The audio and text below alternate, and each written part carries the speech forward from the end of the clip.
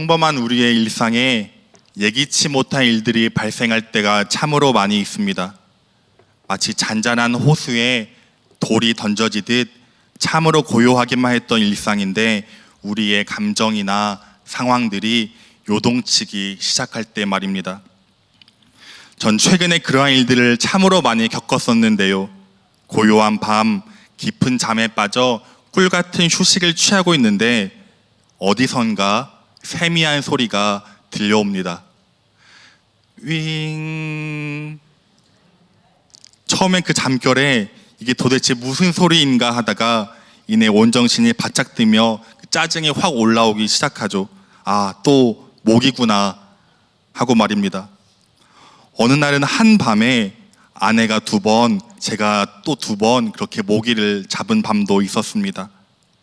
평온한 밤, 평소와 같이 고요하고 잔잔한 일상인데 이 모기라고 하는 존재가 그런 균형을 깨뜨리는 것입니다.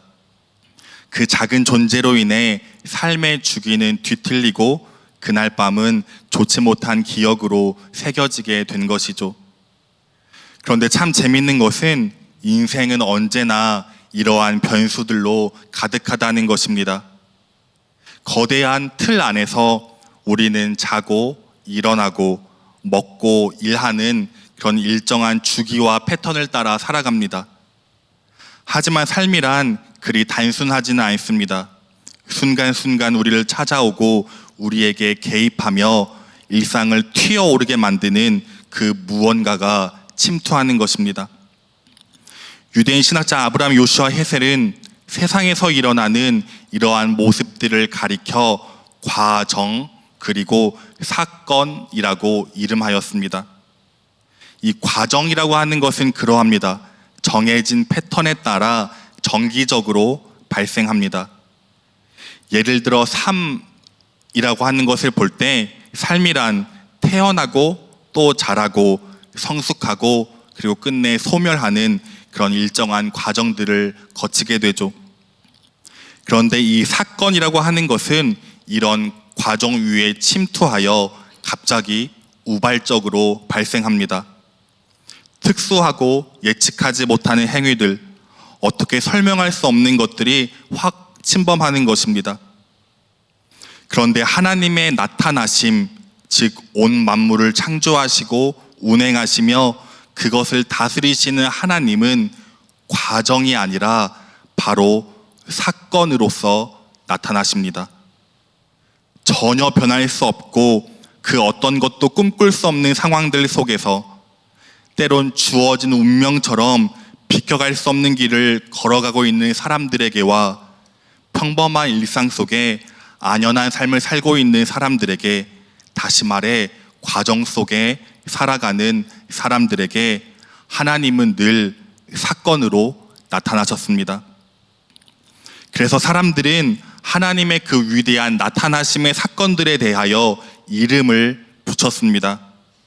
죽일 수밖에 없는 이삭을 대신해 하나님이 어린 양을 준비하신 그 여호와 이레의 사건, 야복강에서 천사와 씨름하며 인간의 나약함과 그 비겁함이 절대적인 신앙으로 바뀌었던 야곱의 야복강 사건, 가를 수 없는 큰 바다를 갈라 이스라엘을 구원하신 홍해의 사건, 그 출애굽의 사건과 그리스도인들을 박해하고 죽이던 바울이 주를 위해 목숨을 오히려 내던지게 된 그 다메섹 도상의 회심 사건, 그리고 궁극의 우리 죄를 구원하신 예수 그리스도의 부활 사건에까지 하나님께서 이 역사 가운데 개입하신 그분의 능력과 신성과 초월적인 행위들은 인생의 과정들에 침투하여 그 위대한 하나님의 사건들을 만들어낸 것입니다.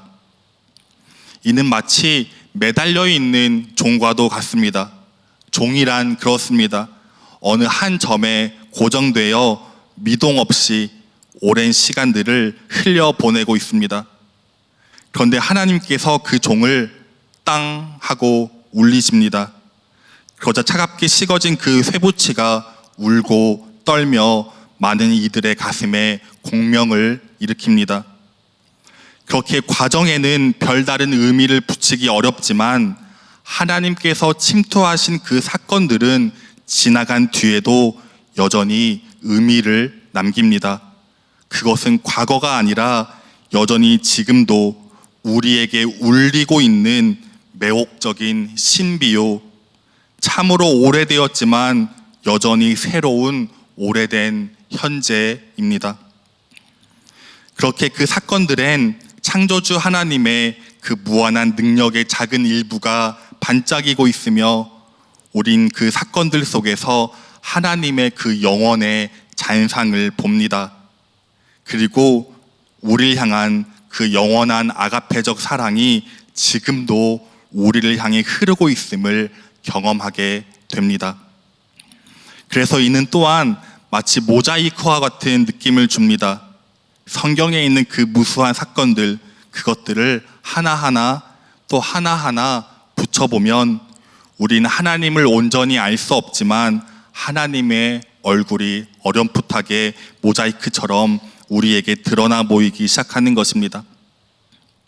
그렇게 이 놀라운 하나님의 사건들은 비록 그것이 과거일지라도 여전히 지금의 우리와 공명하여 과거에 머물고 있는 것이 아닌 현재의 시제로 읽히게 됩니다.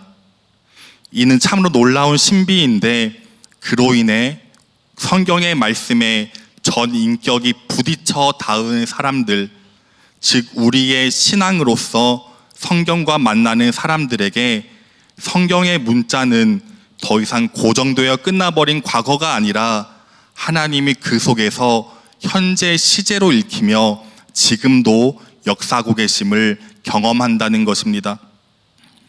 그래서 히브리서의 저자도 그가 성경을 정의하는 그 첫 마디를 바로 이렇게 시작하고 있습니다. 하나님의 말씀은 살아있고 활력이 있어 라고요.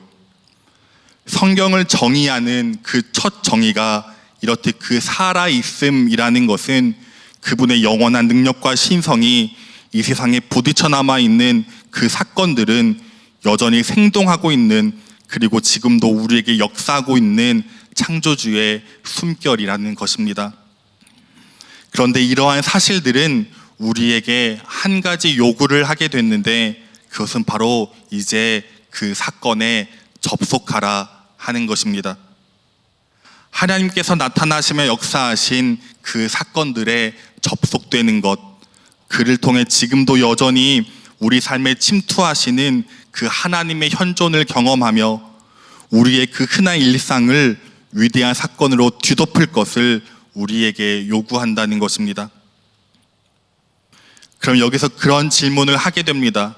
도대체 어떻게 그 사건들에 접속될 수 있단 말인가요? 그를 통해 어떻게 하나님의 놀라운 현존을 경험하며 우리의 일상이 어떻게 사건으로서 경험될 수 있단 말인가요? 그런데 오늘 본문이 바로 그에 대한 대답을 우리에게 들려줍니다. 그럼 이제 오늘 본문을 보자면 오늘 본문인 시편 126편은 이스라엘 역사의 한 토막을 담아내고 있는 말씀입니다. 그럼 어떠한 역사냐? 이 역사를 조금 쉽게 이해하기 위해서 이스라엘의 역사를 한 명의 여인에 빗대어 보겠습니다. 이 여인이 갓 태어난 아이였을 때 이 아이를 돌봐줄 사람도 이 아이를 불쌍히 여겨줄 사람도 아무도 없었습니다. 갓 태어난 후 그대로 버려진 아이였으며 그로 인해 어느 누구도 그 피투성이인 몸을 닦아주지 못한 채 그저 울고 있었습니다. 그런데 이 버려진 아이를 향한 어느 누군가의 음성이 들려옵니다. 호세아 에스겔 16장 5에서 6절입니다. 아무도 너를 돌보아 이 중에 한 가지라도 내게 행하여 너를 불쌍히 여긴 자가 없었으므로 내가 나던 날에 내 몸이 천하게 여겨져 내가 들에 벌어졌느니라. 내가 내 곁으로 지나갈 때에 내가 피투성이가 되어 발짓하는 것을 보고 내게 이르기를 너는 피투성이라도 살아있으라. 다시 이르기를 너는 피투성이라도 살아있으라 하고. 아멘. 아무도 돌보지 않고 불쌍히 여긴 자가 없으며 나던 그날 천하게 들에 버려진 이 아이. 그런데 피투성이가 되어 발짓하는 이 아이를 보며 그러함에도 살아있으라고 내가 너를 긍휼히 여기니 살아있으라는 한 음성이 들려옵니다. 그리고 하나님은 이 아이를 자신의 사랑으로 씻기고 입히며 자라게 하십니다. 그러자 이 사랑을 받은 여인은 어느덧 멋진 여인이 되었습니다. 하지만 하나님의 사랑은 여기서 그치지 아니하시고 이 여인과 영원한 사랑을 맹세하며 한 가지 언약을 맺으십니다. 이에 대해 그 위대한 언약을 담고 있는 시내산 언약은 이렇게 말씀합니다. 출애굽기 19장 5에서 6절입니다. 세계가 다 내게 속하였나니 너희가 내 말을 잘 듣고 내 언약을 지키면 너희는 모든 민족 중에서 내 소유가 되겠고 너희가 내게 대하여 제사장 나라가 되며 거룩한 백성이 되리라. 너는 이 말을 이스라엘 자손에게 전할지니라. 그리고 이어서 8절은 이렇게 말씀합니다. 백성이 일제히 응답하여 이르되 여호와께서 명령하신 대로 우리가 다 행하리이다. 모세가 백성의 말을 여호와께 전하매. 하나님은 이 여인에게 영원한 이 사랑을 약속하셨고 이스라엘은 명령하신 대로 다 행하겠다 하며 그것을 받아들였습니다. 이로써 영원히 파기되지 않는 그 사랑의 언약이 체결된 것입니다. 그런데 언약이라고 하는 것을 생각해 보면 이는 쌍방의 동의입니다. 하나님이 약속하시며 말씀하셨고 그에 대해 이스라엘도 다 행하겠다며 아멘하였듯이 이는 쌍방의 약속이라는 것입니다. 그런데 결코 놓으면 안 될 이 쌍방의 언약에 대해 이 여인은 그 손을 먼저 놓아버렸습니다. 이 언약을 먼저 파기하며 하나님이 아닌 다른 것들에게 그의 마음을 내어 준 것입니다. 이에 대해 호세아 1장 2절은 이렇게 말씀합니다. 여호와께서 처음 호세아에게 말씀하실 때 여호와께서 호세아에게 이르시되 너는 가서 음란한 여자를 맞이하여 음란한 자식들을 낳으라. 이 나라가 여호와를 떠나 크게 음란함이니라 하시니.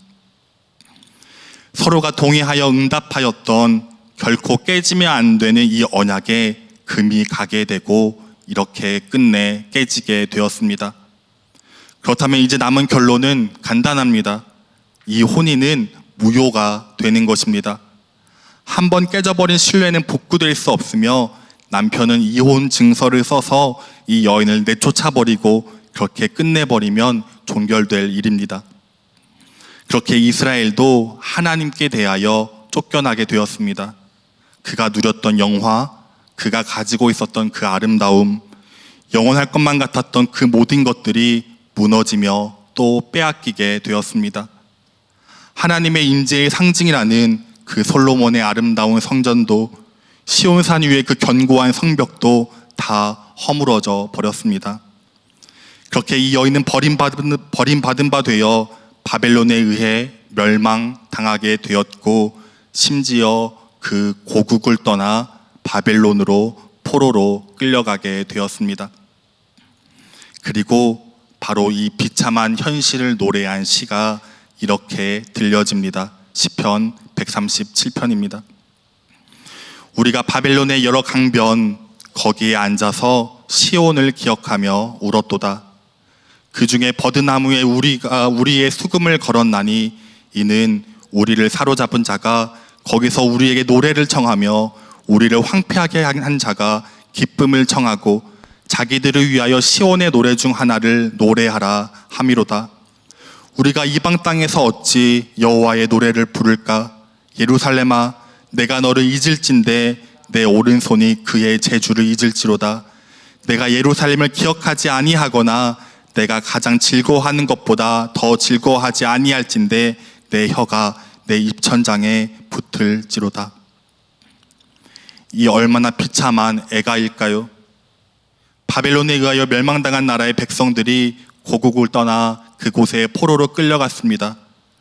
그리고 그곳 강변에 앉아 시온을 기억하며 울고 있는데 자신들을 사로잡은 사람들이 한 곡 좀 불러보라고 너희 신의 노래, 그 사랑하는 임의 노래를 불러보라 청합니다. 그런데 그것을 어찌 부를 수 있을까요? 차라리 내 손에 그 수금 타는 재주를 잊어버리고 내 혀가 입천장에 붙었으면 좋겠다고 이 무리들은 울며 노래하는 것입니다. 그런데 모든 희망이 다 사라진 것 같은 그때에 오직 절망과 저주만을 목 놓아 부를 수밖에 없는 이때인데, 여기서 이러한 슬픔의 애가 위로 예언자들의 노래가 들려옵니다. 이사야가 부릅니다. 두려워하지 말라. 내가 수치를 당하지 아니하리라. 놀라지 말라. 내가 부끄러움을 보지 아니하리라. 내가 내 젊었을 때의 수치를 잊겠고 과부 때의 지옥을 다시 기억함이 없으리니 내가 잠시 너를 버렸으나 큰 긍휼로 너를 모을 것이요 내가 넘치는 진노로 내 얼굴을 내게서 잠시 가렸으나 영원한 자비로 너를 긍휼히 여기리라. 내 구속자 여호와께서 말씀하셨느니라. 또 호세아가 부릅니다. 여호와께서 이르시되 그날에 내가 나를 내 남편이라 일컫고 다시는 내 바알이라 일컫지 아니하리라. 내가 내게 장가들어 영원히 살되 공의와 정의와 은총과 긍휼히 여김으로 내게 장가들며 진실함으로 내게 장가들리니 내가 여호와를 알리라. 아멘. 그리고 예루살렘의 멸망을 두 눈으로 직접 목도하기도 했던 예레미야도 부릅니다. 여호와께서 이와 같이 말씀하시니라. 바벨론에서 70년이 차면 내가 너희를 돌보고 나의 선한 말을 너희에게 성취하여 너희를 이곳으로 돌아오게 하리라. 여호와의 말씀이니라. 너희를 향한 나의 생각을 내가 아나니 평안이요 재앙이 아니니라. 너희에게 미래와 희망을 주는 것이니라. 아멘. 슬픔의 노래 위를 덮는 이 예언자들의 노래, 그것은 모든 희망이 다 꺾여 결코 변하지 않을 것 같은 그 역사의 과정 위에 하나님께서 곧 침투하신다는 위대한 사건의 서곡이었습니다. 그리고 이 예언자들의 노래를 과거의 문자가 아니라 현재의 시제로 읽어 내려가는 사람, 이제 이들은 그저 가만히 앉아 주어진 운명을 받아들이는 것이 아니라 그 문자 속으로, 그 언약 속으로 자신의 삶을 투신합니다.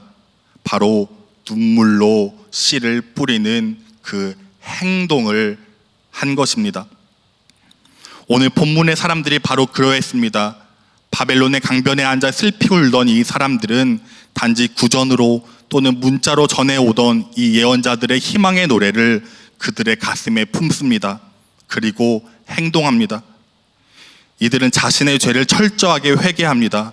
민족의 죄까지도 자신의 죄처럼 여기며 눈물로 회개합니다. 그들의 회개는 희망 그 자체였습니다. 왜냐하면 여전히 우리가 돌이켜 회개하면 하나님은 그 영원한 언약으로 다시금 받아주시라는 간절한 소망이었습니다. 그래서 바벨론의 술관원이었던 느헤미야는 이렇게 기도합니다. 내가 이 말을 듣고 앉아서 울고 수일 동안 슬퍼하며 하늘의 하나님 앞에 금식하며 기도하여 이르되 하늘의 하나님 여호와 크고 두려우신 하나님이여 주를 사랑하고 주의 계명을 지키는 자에게 언약을 지키시며 긍휼을 베푸시는 주여 간구하나이다. 또한 비록 나라가 망했어도 땅 자체가 그들의 토대가 아니라 하나님만이 유일한 자신들의 토대임을 고백하며 이방에서도 하나님을 붙잡습니다. 예루살렘 성전이 아니어도 그가 선 곳이 바로 그곳에서도 하나님께 무릎 꿇고 기도합니다. 자신의 정적들이 사자굴에 죽이려 할지라도 상관하지 아니하고 매일 하던 대로 3번 기도합니다. 포로기의 이 사람들, 다니엘, 하나냐, 미사엘, 아사랴, 스룹바벨과 예수와 총독 느헤미야와 학사 에스라, 이들은 행동했습니다. 그 말씀들에 소망을 두며 그 속으로 자신을 투신하였습니다. 그러자 이들의 간구와 기도가, 즉 이들의 행동이 하나님의 그 위대한 사건에 접속되기 시작한 것입니다. 그리고 그들은 끝내 이렇게 노래합니다. 오늘 본문 1에서 3절입니다. 여호와께서 시온의 포로를 돌려보내실 때에 우리는 꿈꾸는 것 같았도다. 그때 우리 입에는 웃음이 가득하고 우리 혀에는 찬양이 찼었도다. 그때 문나라 가운데서 말하기를 여호와께서 그들을 위하여 큰 일을 행하셨다 하였도다. 여호와께서 우리를 위하여 큰 일을 행하셨으니 우리는 기쁘도다. 아멘. 과거를 현재의 시제로 읽어내며 그것에 투신하는 행동을 통해 끝내 위대한 사건을 취하게 된 이 사람들, 그 간절한 기도와 눈물과 꿈들이 실로 이렇게 현실이 되어 다가오게 된 것입니다. 하지만 오늘 본문이 진정 위대한 점은 이들은 이러한 투신을 멈추지 않았다는 것입니다. 다시금 그 언약 속으로 다시금 하나님의 더욱 위대한 사건을 바라며 계속 나아갑니다. 오늘 본문 4에서 6절입니다. 여호와여 우리의 포로를 남방 시내들 같이 돌려보내소서. 눈물을 흘리며 씨를 뿌리는 자는 기쁨으로 거두리로다. 울며 씨를 뿌리러 나가는 자는 반드시 기쁨으로 그 곡식단을 가지고 돌아오리로다. 아멘. 여전히 바벨론엔 남아있는 포로들이 있습니다. 이들은 그들을 위해 멈추지 않고 계속 간구합니다. 그들을 남방 시내를 같이 그 흘러넘치는 강물같이 돌려보내주시라고, 그러면서 또다시 눈물을 흘리며 또다시 씨를 뿌리는 것입니다. 이들은 씨 뿌리는 행동을 끝까지 멈추지 아니하였습니다. 하나님께 대한 매달림, 하나님께 대한 부르짖음, 하나님께 대한 처절한 회개, 반드시 기쁨으로 곡식단을 가지고 돌아올 것을 바라며 이들은 계속해서 부르짖고 계속해서 노래했던 것입니다. 이제 우리를 바라봅니다. 우리는 삶이라는, 즉 태어나고 자라고 성숙하고 또 소멸해가는 그러한 과정을 살아가고 있습니다.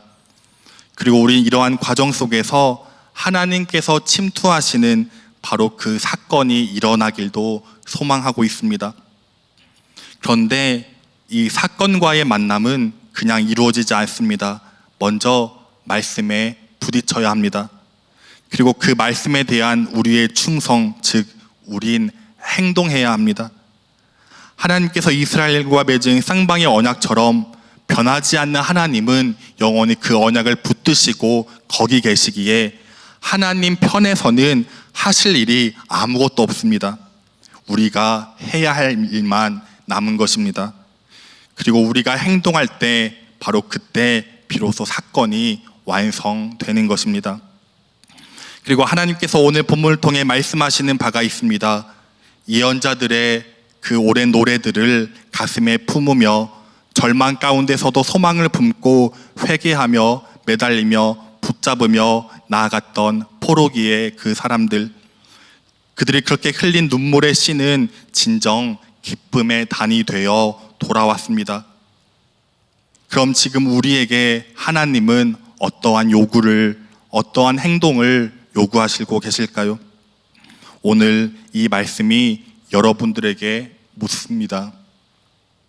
하나님은 분명 우리에게 사건을 일으키길 원하시는데 여러분들은 그럼 어떤 눈물의 씨앗을 뿌리시렵니까?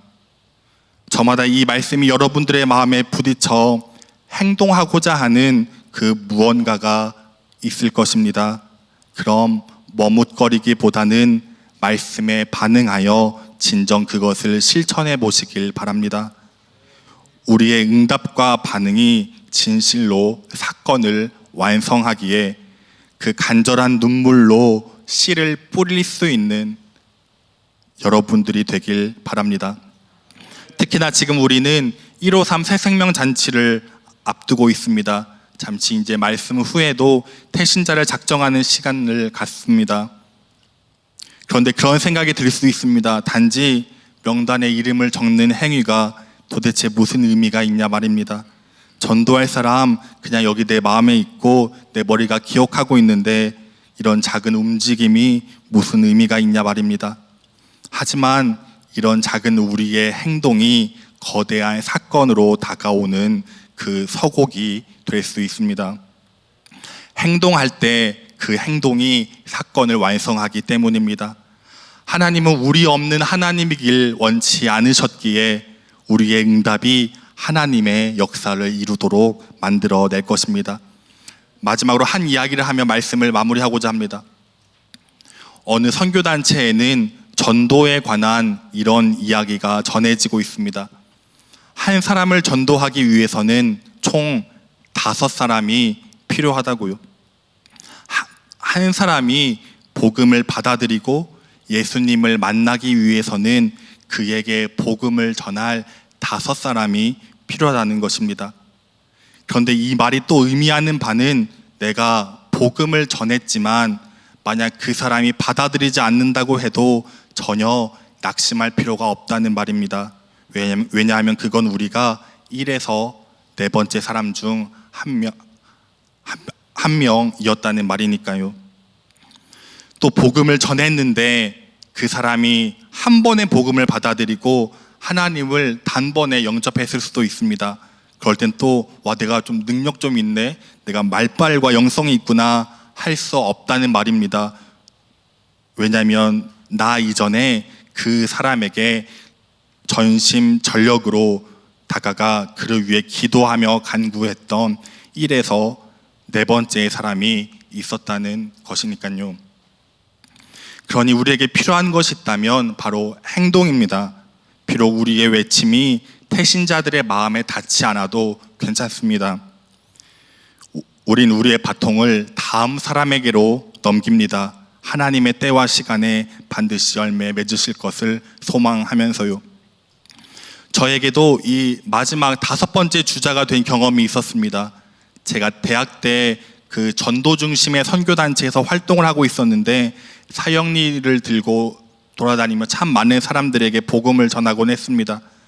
그런데 1년 아무런 열매도 맺지 못했습니다.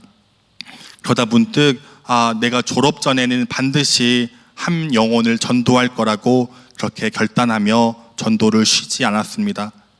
그리고 무려 4학년 2학기 때 신학기가 되면 기숙사를 돌며 전도를 나가곤 했는데 그때 저의 한 친구가 복음을 받아들이게 되고 예수님을 영접하게 되며 함께 신앙생활을 지금까지 해오고 있습니다. 그리고 1년에 한 번 정도 그 친구를 만나기도 하는 그런 경험이 제게 있습니다.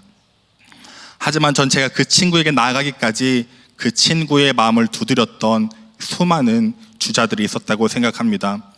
그랬던 사람들의 복음에 대한 투신과 씨를 뿌리는 행동이 있었기에 제가 그 마지막 열매를 거둬들일 수 있었다고 생각하고 있습니다. 또 저에겐 지금 중요한 전도 대상자가 있습니다. 바로 저의 장인 장모님이십니다. 제 아내는 중학교 때 처음 하나님을 영접하고 지금까지 홀로 신앙생활을 하고 있습니다. 제 아내가 저의 장인 장모님을 향한 첫 번째 주자라면 전 지금 그 바통을 이어받아 함께 달리고 있는 2번째 주자가 된 느낌입니다. 그런데 장인어른과 대화를 하는데 어느 날 그런 이야기를 꺼내시는 것입니다. 그 며칠 전 장인어른께서 택시를 타고 집으로 돌아가는데 택시가 길을 잘못 들어서 이상한 방향으로 가고 있다는 것입니다. 예전 같으면 화내고 뭐라고 했었을 텐데 순간 내 사위가 목사지 라는 생각이 들며 화를 가라앉히고 그냥 그러시는 대로 돌아갔다는 경험과 또 자주 이용하는 미용실에 이렇게 말씀 액자가 걸려 있는데 그걸 보고 내 사위도 목사라고 이렇게 말을 하고 싶어서 입이 근질었다는 그런 경험을 나눠주셨습니다. 어떻게 보면 제게 나누어준 아무것도 아닌 경험이지만 무언가 하나님이 일하고 계심이 느껴졌습니다. 제가 그 복음의 열매를 언제 거둘지는 모릅니다. 하지만 최선을 다하려고 합니다. 어느 날 어느 때 그 어느 마지막 주자가 내 등을 밟고 넘어가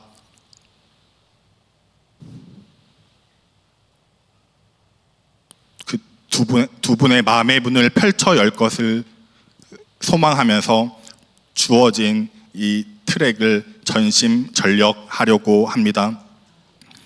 그러니 여러분, 우리의 행동이 하나님의 위대한 사건을 만들어낼 것을 희망하며 그 작은 발걸음을 떼며 오늘 나아가 봅시다. 그렇게 눈물로 씨를 뿌리며 나아갈 때 비로소 거두게 될 기쁨의 단을 바라보면서요. 눈물을 흘리며 씨를 뿌리는 자는 기쁨으로 거두리로다. 이 말씀을 진실로 과거의 문자가 아닌 현재의 시제로 읽어내므로 진실로 마음에 담아 또 작은 그 한 걸음 떼며 나아갈 수 있는 우리 복된 교회 성도님들 되시길 간절히 소망합니다. 우리 이 시간은 이제 태신자를 작정하는 시간을 갖겠습니다. 우리 주보와 함께 나누어 드린 주보 속에 있는 작정 카드를 보시면서 작성해 주시면 감사하겠습니다. 혹여나 작정 카드를 받지 않으신 분이 있다거나 또 펜을 가지고 있지 않으신 분이 있다면 손을 들어 표해 주시면 우리가 펜과 또 작정서를 전달해 드리겠습니다.